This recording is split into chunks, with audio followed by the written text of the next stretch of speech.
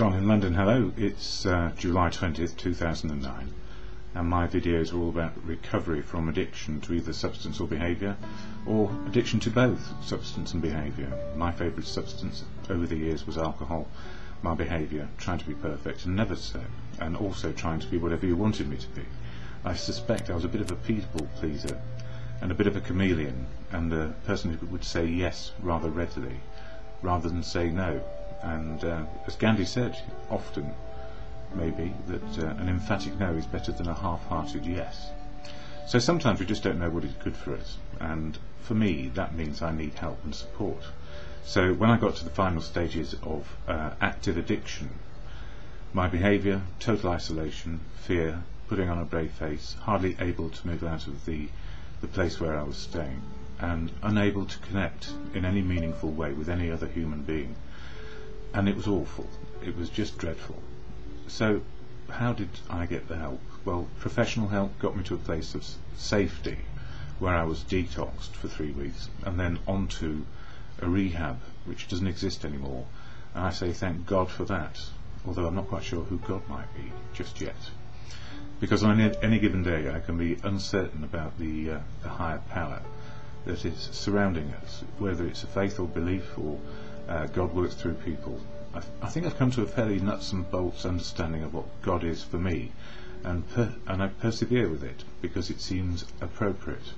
But at the same time, you know, we all get a God of our understanding. So whether we believe or not, whether we're agnostic, atheist or God believer, in some way there is a God inside us, because we think and feel about this particular entity, I suppose. And I don't know that it's anything to do with fear of death. It's more an understanding of where life can be on a daily basis. So I've come to the conclusion that the God of my understanding works through people, represents the truth of now, and also the spiritual connection, which is not necessarily religious, is seeing the truth of now without denials and without filters. And my denials can be that nobody can help me, or I've got to do it on my own because that's what I'm supposed to do, and that's a man-made edict, if you like. Because we are sociable people, we are better in society, community and family, that's the way it works. But these addictions that we get fasten us to isolation, loneliness, and being driven to keep on doing that substance or behaviour, and excluding people from our intention, which is to get oblivion in the end, because we just can't stand living. So for me, it's very easy to understand what a higher power can be, and that's the power of people, power of community, power of society. As a collective we are better able to sort out our problems because we tap into wisdom. And the wisdom I get these days to remain sober is from AA, Alcoholics Anonymous. So I'm just going to read the statement it says about what is AA, which I normally do. It keeps me in the moment of now, slows me down. It's part of my morning meditation, if you like.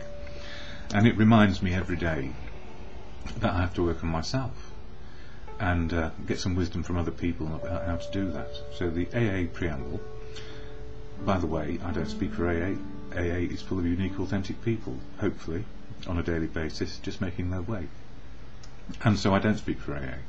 And being anonymous, for me, it means in a meeting where we share our experience, strength and hope, and hopefully the truth.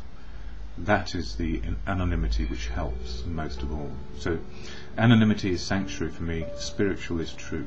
So I suppose I'm a bit off the understanding that some people have about anonymity being the spiritual foundation.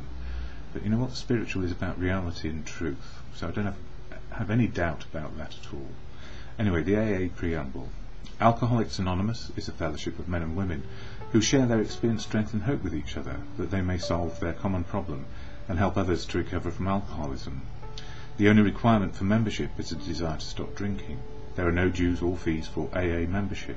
We are self-supporting through our own contributions. AA is not allied with any sect, denomination, politics, organisation or institution. Does not wish to engage in any controversy, neither endorses or opposes, nor opposes any causes. Our primary purpose is to stay sober and help other alcoholics to achieve sobriety. And I was asked to read that one out last night, and I thought the secretary of the meeting I went to last night was going to ask me to do the chair, because the person he had asked couldn't get there. But it turned out that he chose someone else, and I'm forever grateful, because the way they shared their experience, strength and hope, it reinforced my belief that it is good to go to meetings and hear some truth. The truth of how awful it was. That's the experience of being in the addiction, and how it is now not being in the addiction, and in recovery for one day only, this one we've got in front of us. And also, if it's not going too well, we can always restart it. Ring a friend. Yeah, it's a bit like Who Wants to Be a Millionaire? If you don't know the answer, you can phone a friend. And you know, that is a very good analogy. It just came to mind. So, who wants to be a millionaire? Not me particularly. It would give me a burden of responsibility for money I don't particularly want. Might sound a bit strange to say that, but you know, money and material things only made me more able to put on a brave face, have an ego the size of the planet, or sometimes so brittle it was no size at all, and it turned to dust. And behind that was, of course, fear. Fear of being found out, fear of not being good enough, and just bloody well fearful. And these days, not so. I deal with what I have on a daily basis, and I'm glad I can. So AA saved my life. I don't speak for it. Full of unique, authentic people, and I use the daily readings here to illustrate what AA is doing for me. There is no substitute for meetings, I say, and also for people who are looking for help. It's better to ring the AA helpline in your area rather than trying to for me to try and help you. Distance is a problem, and people with an addiction need face-to-face contact when they can accept where they are. So, July 20th, shortcomings removed, it says. This book, Daily Reflections. But now the words of myself I am nothing, the Father doeth the works, began to carry bright promise and meaning. So this is about, I suppose, our God, the God of our understanding, or your understanding and mine. It could be quite different. However, the same works, so it's the truth of now. When I put the seventh step into action, I must remember that there are no blanks to fill in. It doesn't say, humbly asked him to fill in the blank, remove our shortcomings. For years I filled the imaginary blank with, help me, give me give me the courage to change, and give me the strength, etc. The step says simply that God will remove my shortcomings. The only footwork I must do is humbly ask, which for me means asking with the knowledge that of myself I am nothing. The Father within doeth the works. So the Father within for me is access to good conscience and the wisdom of other people around me.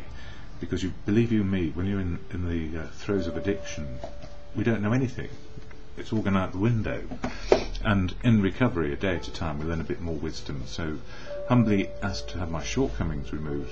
For me, my shortcomings are very simple. Not enough courage, not enough faith, and not enough confidence.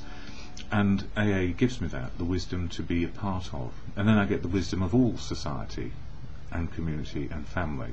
Some of it's good for me and some of it just isn't good for me. So we learn what the difference is as we go, and I'm aware of the time. As Bill sees it, it's a book you can dip into and read as many pages as you like. And it just so happens this is the one for today for me, Miraculous Power. Deep down in every man, woman and child is the fundamental idea of a God. It may be obscured by calamity, by pomp, by worship of other things, but in some form or other it is there, for faith in a power greater than ourselves, and miraculous demonstrations of that power in human lives are facts as old as man himself. And that is true, because there are many things we can't explain. But you know what? We don't know our potential, and the potential given to us by nature and providence, which could be divine. It's a big universe, and we're quite small specks. We learn more together. So if God is working through people, I'm in the right place. And yeah, just very gentle today. Being gentle, accepting where things are. So the serenity prayer to the God of your understanding, or higher power, or good conscience. It's the difference bit which is important. God, grant me the serenity to accept the things I cannot change, courage to change the things I can, and simply the wisdom to learn the difference day by day.